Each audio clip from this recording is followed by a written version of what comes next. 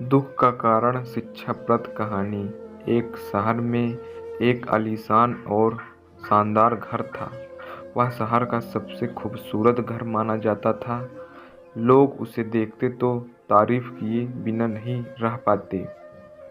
एक बार घर का मालिक किसी काम से कुछ दिनों के लिए शहर से बाहर चला गया। कुछ दिनों बाद जब वह वापस लौटा तो देखा कि उसके मकान से धुआं उड़ रहा था। करीब जाने पर उसे घर से आग की लपेट उठती हुई दिखाई पड़ी। उसका खूबसूरत घर जल रहा था। वह तबस्सुमीनों की भीड़ जमा थी जो उस घर के जलने का तमाशा देख रही थी। आपने खूबसूरत घर को अपनी आंखों के सामने देख देख जलता हुआ देख वह व्यक्ति चिंता में पड़ गया।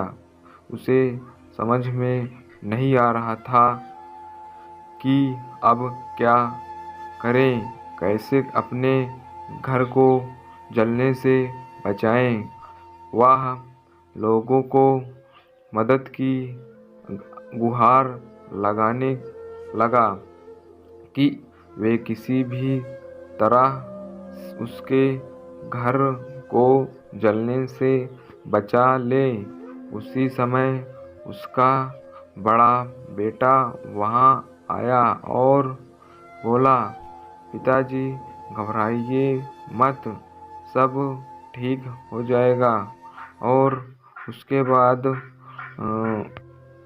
इस बात पर कुछ नाराज होता हुआ पिता बोला, कैसे ना घबराए, मेरा इतना खूबसूरत घर जल रहा है।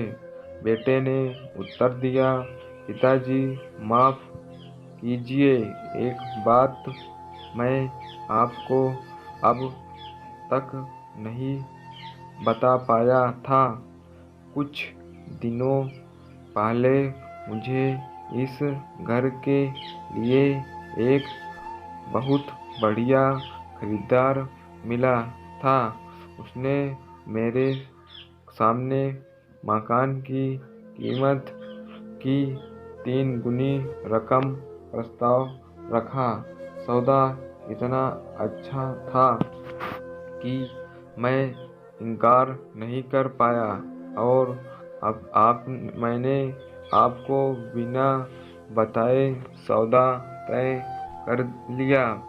और थोड़ी और ये सुनकर पिताजी की जान में जान आई।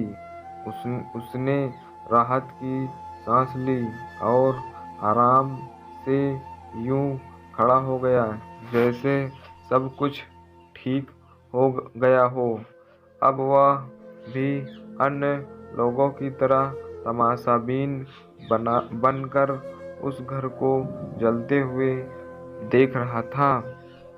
तभी उसका दूसरा बेटा आया और बोला, पिताजी हमारा घर जल रहा है और आप हैं कि बड़े आराम से यहाँ खड़े होकर उसे जलता हुआ देख रहे हैं। आप कुछ करते क्यों नहीं? बेटा, चिंता की कोई बात नहीं। तुम्हारे बड़े भाई ने घर को बहुत अच्छे दाम से बेच दिया है। अब ये हमारा नहीं रहा, इसलिए अब कोई फर्क नहीं पड़ता। पिताजी